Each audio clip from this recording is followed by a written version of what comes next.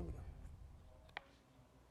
Good afternoon, I'm Michael Adejobi, and these are your 3:30 Solent Sports News headlines.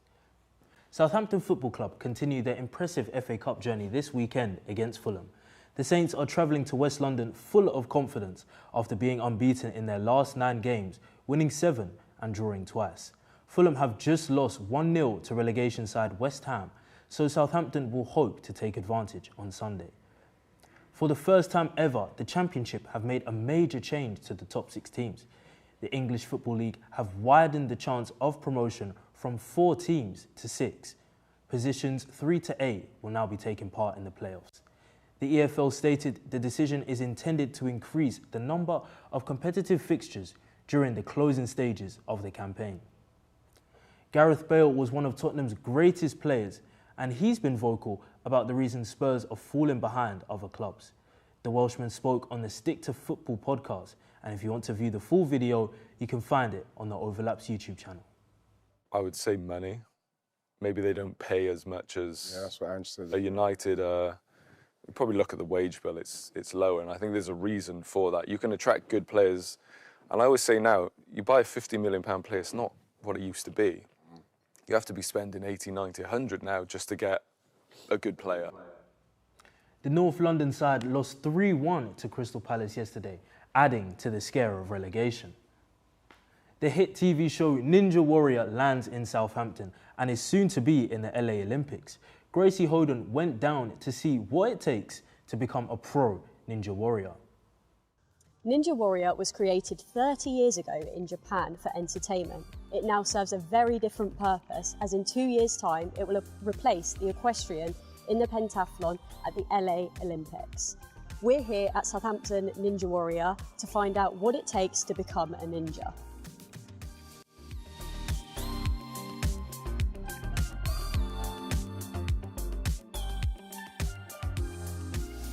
In my opinion, I think anyone could be a ninja if they put their mind to it, but I think if you're going on specifics, I think you've got to have agility, you've got to have explosive power, and you've got to have good weight ratio. Like, you can't be too heavy, otherwise you're just going to fall. So you've got to have a good body weight ratio.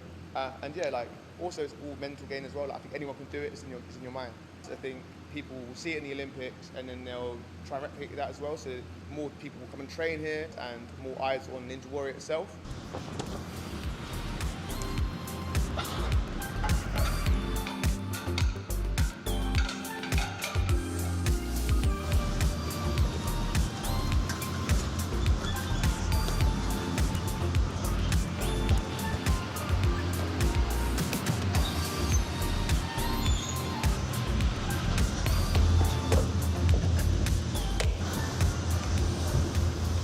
The pros have given it a go, so now let's see how we get on.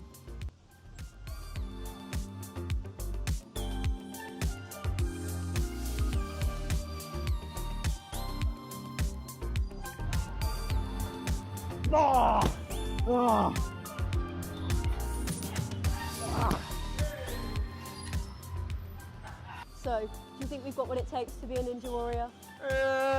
Not quite. Not at the moment. Not yet. Not yet. Barbie have just announced a new doll version of Chloe Kelly as part of a special series to mark International Women's Day. Kelly has been one of England and Arsenal's key players in recent years, but aside from football, she is very happy with her new minifigures. Model is so special. To have my very own one-of-a-kind Barbie doll, I'm very proud of that. I can't wait to show my family. You don't really believe these things could happen. You always look for the trophies and the wins on the pitch, but off the pitch, this is a massive win. England women will host Iceland in a World Cup qualifier tomorrow, aiming to build on their 6-1 win against Ukraine earlier this week. The Lionesses Futures Fund pledges to help grow women's football, focusing on improving football infrastructure for young girls across the country. Tottenham-based Pace FC is just one of the beneficiaries of this fund, having seen investment in new pitches. Here's a preview of what's to come in our latest show. Pace SC is a football club in Tottenham that play at Testwood School. 3 years ago, they could hardly get a team together. Now, they not only have a first team, but they have teams ranging from under-8s to under-16s. The cause? A £30 million investment from the government to improve the female pathway, after the Lionesses' great run in the 2023 World Cup and the win in the 2022 Euros. Hannah MacArthur is one of Pace FC's first team players, and she also helps coach the younger groups. So since the pitch has been renovated, we've been able to put on the session every week. We don't have to worry about sort of cancelling sessions because of the rain, because we've got a surface that is good for all weathers. That means we can run football for everyone every single week. Zoe Baby is another one of the coaches, and she told us about the improvement that has been made to the club since the new pitch has been put in. Since we've had the improvements, we've had two younger teams come from our World Cup, so we've had an under 8s and under 9s team, and for next season we're looking again to grow that, to have an under 7s and under 8s teams come from our World Cup sessions, which we had the opportunities from playing on this pitch. The head teacher of Testwood School mentioned the positive impact the new pitch has had on the school and the inclusions of girls in sport. It's given us a fantastic resource for us to use within our school PE lessons and also for fixtures after school and things like that. It is very popularly used at lunch times as well. We have students playing football. We have to have it on a rota, but we've always got girls accessing it, which is something that we didn't have previously. It was very much a male space, and it's not anymore. The women's game is becoming increasingly more popular. This pitch is evidence of that. Hopefully, this pitch becomes the standard for every pitch across the country to continue to improve the female pathway. Lloyd Stevens, Solent Sports News. The new F1 season is underway in Melbourne. Oscar Piastri was fastest in second practice, with Mercedes pair Kimi Antonelli and George Russell in second and third. Last year's winner Lando Norris placed in 7th, with 4-time world champion Max Verstappen placing 1 spot above him. The T20 World Cup takes place this Sunday, with India taking on New Zealand. Continuing with cricket, the England women's training camp, originally planned to take place in the UAE, has been moved to Pretoria in South Africa. England were due to fly out to the UAE on Wednesday, but the trip was cancelled because of the ongoing situation in the Middle East. The Hampshire's cricket women's team will be going on tour for the first time ever this summer.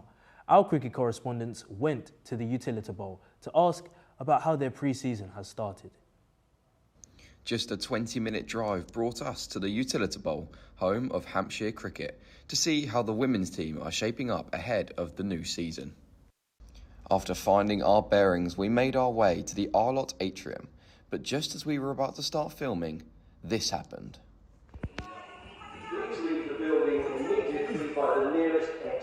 Once that was out of the way, we passed walls steeped in Hampshire's cricketing history and finally got an insight into how the team are preparing. It's been a good winter. The girls have trained really hard, which has been great. But obviously with indoors, you have to delete a lot of the game. So obviously when you get outside and you middle practice and we can add pressure in to a certain extent indoors. But obviously there are parts of the game that you can't recreate indoors. So they've been working really hard.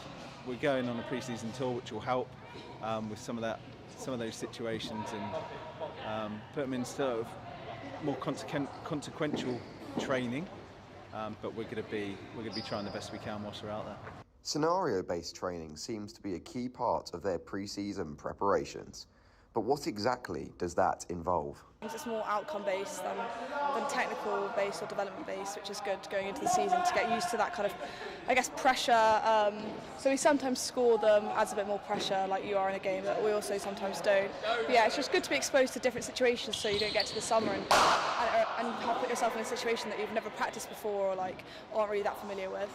With training well underway, what are the team hoping to achieve when the new season begins? We've got quite a young squad, so depending on that World Cup and selection for that World Cup might depend on how our team looks first game of the season and throughout the season. But we'll be like we do every time. We set out to win every game, even if we have got that young squad. Josh Cole for Solent Sports News. Thank you, guys. Now we've got a special live update from Patrick Fitzgerald. Now, Pat, just let us know where you are and what you're up to. Hi Michael, yeah, we're here at HITS, a new cricket establishment here in Southampton. I'm here with Josh, who's going to face some balls. and we're going to see how it goes. Josh, how are you feeling? You feeling confident? Oh, I'm so excited. Ready to hit some sixes.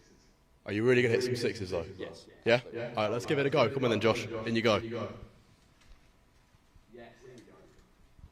All right, so Josh says he's very confident here. So let's see how he does.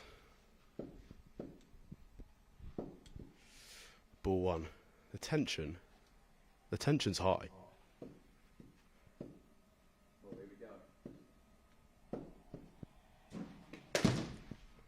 He's absolutely nailed it. Wow. Look at that. If you could get that there. Goodness me. Second ball, here we go. Josh.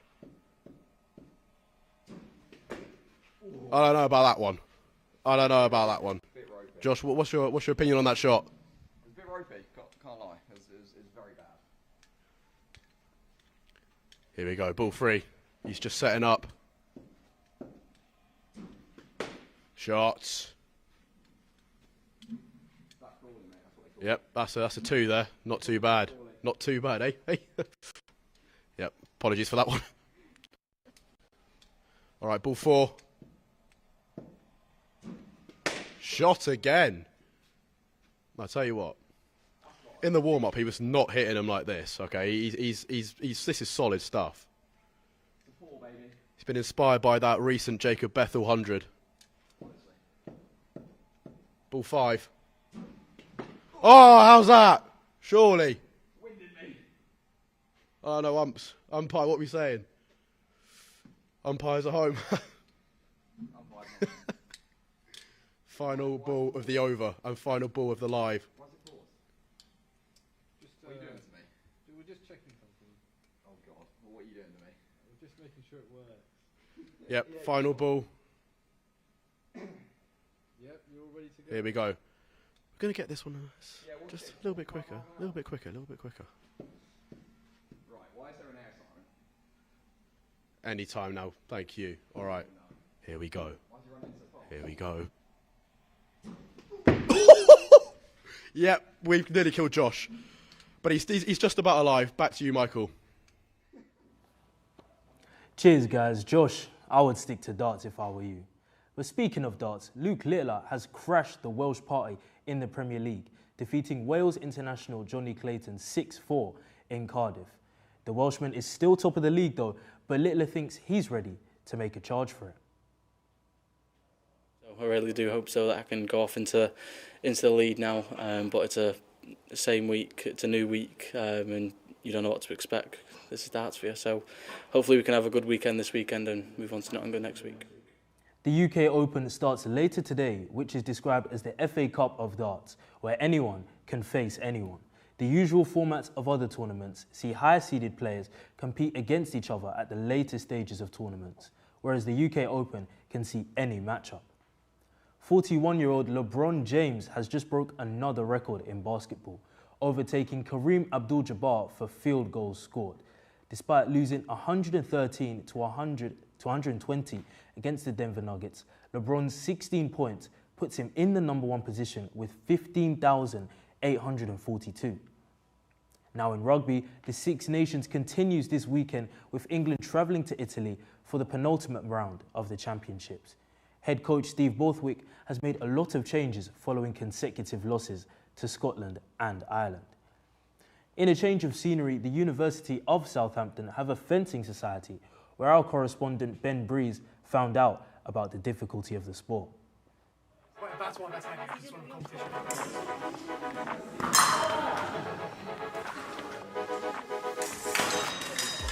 I was like the best at fencing. I guess like the most common explanation is like physical chess. It's not necessarily about like your athletic ability, it's also about like your tactical ability and like mindset and things like that. And then take a step forward and bend your knees to what feels comfortable and then keep your body upright. Yeah. And then your arm goes to like here. So that's the basic on guard position. If you're not used to it, it's like basically like doing a squat the entire time whilst doing the sport. So your legs kind of hurt. Most fencing clubs are very elitist and very like, they start in private schools, so only private school people do it. So when you land, you want it to like bend like that. Okay, okay. So at the end of the day, I think it's quite a fun sport and a bit like boxing, like you can get your aggression out. I used to fence my mum, and one day she was angry because Sainsbury's didn't deliver the right food, and she took it all out on me. She hit me really hard in the neck. I fell flat on my back.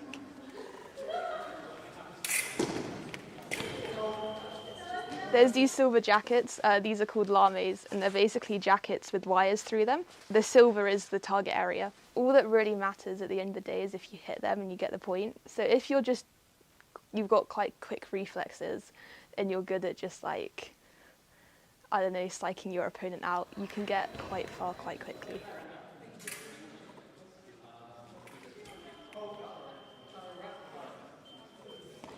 Well, I've just learnt today how difficult fencing really is. Watching at the Olympics does not do it justice. I've just been beat 15-4. Ben Breeze, Solent Sports News. Well, that's all from me for today. Join us again next week for more sporting news. Also, keep up to date with our website, solentsportsnews.com, for more regular stories. Have a great weekend, everyone, and I'll see you soon.